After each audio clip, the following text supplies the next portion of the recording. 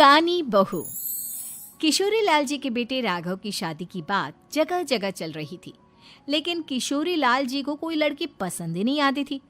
और उसकी एक ही वजह थी, किशोरी लाल जी का लालची होना। तो लड़के वालों से मोटा दहेज चाहिए था और इसी चक्कर में एक दिन वो एक बहुत पैसे वाले के घर अपने बेटे का रिश्ता लेकर पहुंचे। उस आदमी का नाम था ओम प्रकाश। देखिए किशोरी लाल जी, मेरी एक ही बेटी है और मेरी सारी संपत्ति जायदाद सब कुछ मेरी बेटी नैना का ही है। पापा, नाम से लगता है बहुत खूबसूरत होगी। कितना अच्छा नाम है ना, नैना। ओ, वैसे बात तो सही है आपकी। अब इतना पैसा है, जमीन जायदाद है, इकलौती बेटी, आप भी क्या करेंगे? सब कुछ उसे ही देंगे ना। बिल्कुल ठीक पहचाना आपने। बस बेटी की शादी और सारी जायदाद उसके नाम। पापा, बिना देखे हाँ कर दीजिए ना। इतना अच्छा रिश्ता फिर कहाँ मिलेगा? माला माल हो जाएंगे हम। बेटी को बुलाता हूँ। अरे नहीं नहीं नहीं नहीं, आपकी बेटी का नाम नैना है, सुनकर ही लगता है बहुत सुंदर होगी। रहने दीजिए अंकल, मैं तो आपकी बेटी के नाम से ही इतना खुश हो गया हूँ कि उसे बिना देखे शादी करने को तैयार हूँ। अब तो मैं उसका चेहरा सीधे शादी के बाद ही देखूंगा। और इस तरह राघव नैना का चेहरा नहीं देखता और उससे शादी कर लेता है।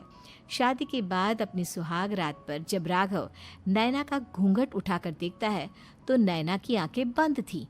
कितनी खूबसूरत हो तुम नैना, जरा अपनी आंखें खोलकर मेरी तरफ देखो तो सही। नहीं, मुझे शर्म आती है।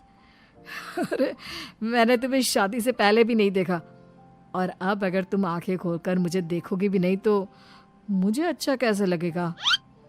इससे पहले कि नैना अपनी आंखें खोलकर राघव की तरफ देखती, अचानक से लाइट चली गई और राघव नैना को पूरी तरह से देख भी नहीं पाया।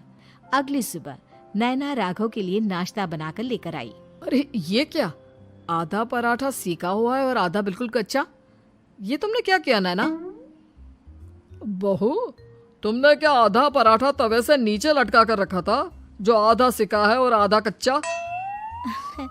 मुझे जितना दिखेगा उतना ही तो सीखूंगी ना पापा जी।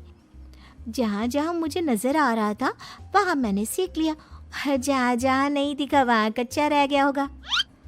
इसका क्या मतलब है? ये कैसा मजाक कर रही है तुम? अरे बहू, तुमने इतना लंबा घूंघट क्यों लगाया हुआ है? देखो, हमारे घर में बहुओं को बेटी की तरह रखा जाता है, और फिर तुम तो इतना सारा माल लेकर आई हो। देखो, ये घूंघट डालकर रखने की कोई ज़रूरत नहीं है। हाँ नैना, पापा जी ठीक कह रहे हैं, तुम तो आराम से रहो, अपना ही घर समझो। नैना अचानक से अपना घूंघट उठा लेती है। अरे ये क्या पापा, नैना की तो एक आंख फूटी हुई है। नाम से नैना, लेकिन ये तो कानी बहू निकली। मेरे साथ धोखा हुआ है, धोखा। बिना दिखाए अपनी कानी लड़की मेरे संग ब्याह दी। मुझे कानी बीवी नहीं चाहिए। मुझे अभी ओम प्रकाश जी से बात करनी पड़ेगी।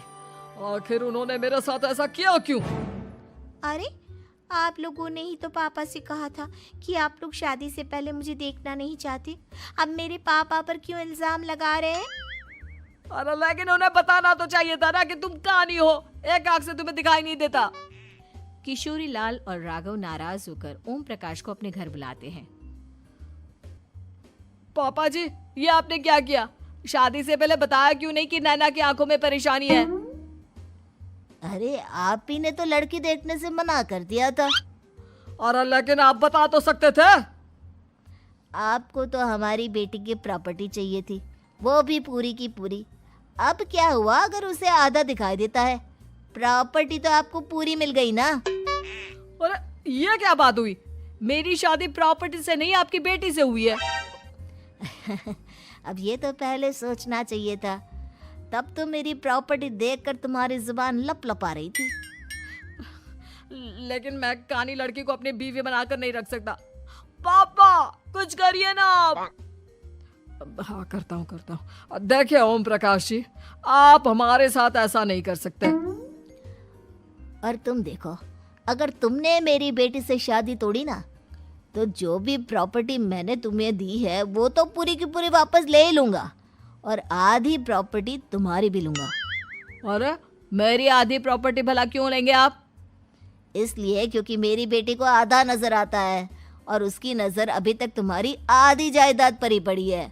अब तुम उसे घर से निकालोगे तो कुछ तो लेकर जाएगी ना। और अगर हम आपकी बेटी को अपने घर की बहू बना कर रखे तो?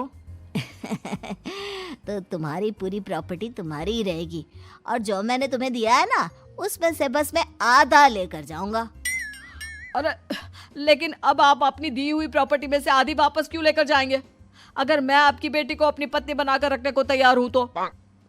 इसलिए ताकि भविष्य में अगर तुम मेरी बेटी को धोखा दो तो उसके पास कुछ तो रहे जो पति का हो। वैसे मेरे पास तो बहुत कुछ है, लेकिन अपने पति की कोई निशानी तो उसके पास होनी चाहिए ना। अब अगर तुमने मेरी बेटी को कहानी कहा तो तुम्हें प्रॉपर्टी भी कहानी ही मिलेगी, पूरी नहीं। जमाए राजा। किशोरी लाल और राघव समझ चुके थे कि वो बुरी तरह फंस चुके हैं और अब उनके पास वहां से निकलने का कोई चारा नहीं है। अब समझ में आया ना, लालच बुरी बला होती है। एक तो तुम्हें प्रॉपर्टी मिली, ऊपर से बीवी मिली, उसमें तुम्हें नखरे भी दिखाने हैं। आए बड़े, चुपचाप बैठो दोनों। कुछ दिनों के बाद नैना राघव की कार लेकर बाजार घूमने निकलती है और जब कार लेकर वापस आती है, ये क्या? एक तरफ से मेरी गाड़ी पूरी खराब हो चुकी है। लगता है तुमने मेरी गाड़ी को किसी दूसरी गाड़ी के साथ एक्सीडेंट किया है। अरे अरे कितना बड़ा नुकसान कर दिया तुमने बहू। वो क्या है ना पापा जी, मुझे एक आंख से दिखाई नहीं दे रहा था, सामने से गाड़ी आ रही थी। मुझे तो सिर्फ आधा ही दिखाई दिया और वो गाड़ी मेरी कार से रगड़ते हुए निकल गई। अब मैं क्या करूं बताओ? आप इसे ठीक कराने के पैसे कौन देगा? तुम्हारे पापा? तुमने मुझसे इस तरह से बात की? अभी रुको।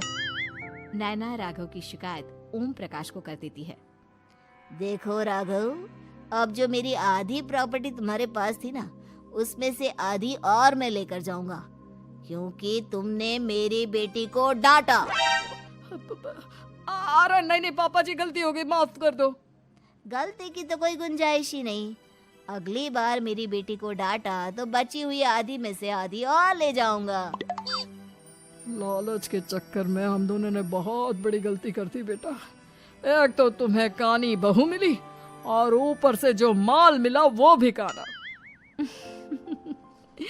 इस तरह राघव की हर एक गलती पर ओम प्रकाश उसकी प्रॉपर्टी का आधा आधा हिस्सा लेकर अपना सारा माल वापस ले गया और राघव को कानी बीवी से काम चलाना पड़ा।